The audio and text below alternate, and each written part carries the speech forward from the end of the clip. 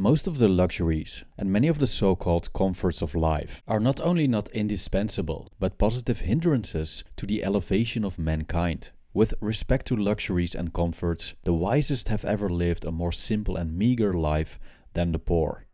Henry David Thoreau. Can we be happier by consuming less? Well, many philosophers argued that a simple life is much more fulfilling than being immersed in luxury. By consuming less, we save money, we save energy, and we also save the most valuable asset we have as human beings, which is time. This not only allows us to experience the joys of simplicity, it's also an act of rebellion against our consumerist society. Let's talk about this.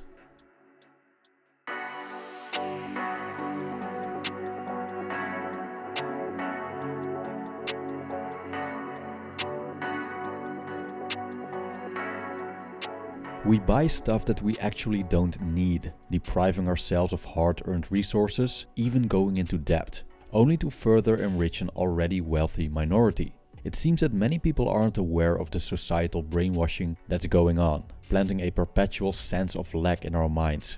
In other words, the nagging feeling that we aren't complete, unless X, Y, and Z. Even though the consumerist society reigns supreme in all corners of the world, the human tendency to purchase more than needed has been subject to criticism for many ages.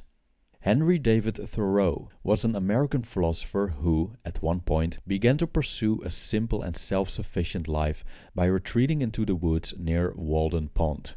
He lived there in a self-built cabin for a period of 2 years and 2 months. This life decision was an act of resistance against society and part of what he called civil disobedience. Thoreau described civil disobedience as a form of non-violent rebellion against the government. In his opinion, the government brings people more harm than good. In his seclusion, he wrote his masterpiece Walden, in which he, among other things, describes the joys of a simple life in the midst of nature and how he manages to survive with very little. As he states, and I quote, "A man is rich in proportion to the number of things which he can afford to let alone." End quote. Needless to say, in his solitude and through his simple lifestyle, Thoreau felt, quote-unquote, wholesome, which only further supports his criticism of overconsumption. Admittingly, we need to consume to some extent. Some things are necessary, like food and shelter, but these are relatively easy to obtain and easy to satisfy. I quote Epicurus on this one. "The wealth required by nature is limited and is easy to procure, but the wealth required by vain ideals extends to infinity." End quote. So what then drives people to work overtime in jobs that they don't like, so they can buy more than they actually need? Well, most people are easily influenced by their environment, trends, fashion, a guy's name on their underwear.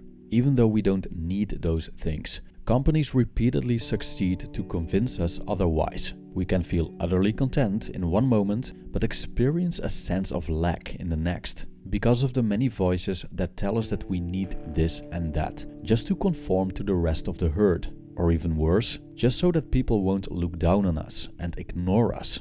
I quote Stoic philosopher Seneca, "What fools these mortals be! They allow the cheapest and most useless things, which can easily be replaced, to be charged in a reckoning after they have acquired them. But they never regard themselves as in debt when they have received some of that precious commodity, time. And yet, time is the one loan which even a grateful recipient cannot repay." End quote.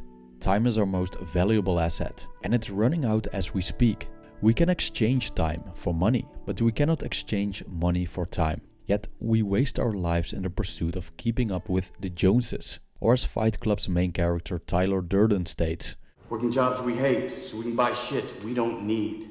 The consequence, and I paraphrase Durden here, is that the stuff you own ends up owning you. It becomes a burden, a dead weight, something that costs us more than it brings us. So what does it bring us? Status, respect, praise, short-term pleasure? These things are completely beyond our control and unnecessary for experiencing contentment.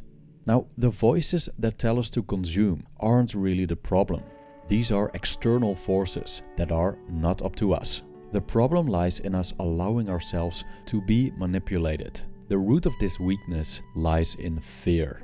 Alain de Botton describes a phenomenon of modern society called status anxiety as, and I quote, "the constant tension or fear of being perceived as unsuccessful by society in materialistic terms." End quote. So what's the solution? First of all, I would say care less about what other people think. Friends that only accept you because of your status and material success aren't really friends. And there's nothing to be gained by impressing people that you don't even know just for the sake of impressing them. Are people ridiculing us because we don't measure up to their definition of success? Well, that's their business, not ours.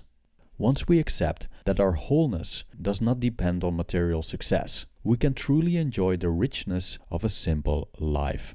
As Lao Tzu, author of the Tao Te Ching, once wrote, "Those who know they have enough are truly wealthy."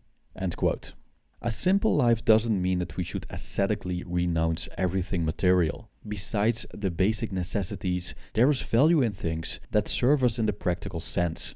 Ours is the ability to discern between necessity, practicality, and luxury, so we prevent ourselves to become prisoners of our own possessions. Being content with little is the ultimate civil disobedience in modern times. It loosens the grip that society has over us by not needing what they have to offer in exchange for our time and labor. By owning and needing less, our existence becomes less complicated and less stressful. A life of simplicity grants us the space to truly enjoy the time that's given to us, to spend our time on what we deem as important, and to be in the moment, which doesn't require anything more than our attention. As Thoreau states, and I quote, "Our life is frittered away by detail. Simplify, simplify." Thank you for watching.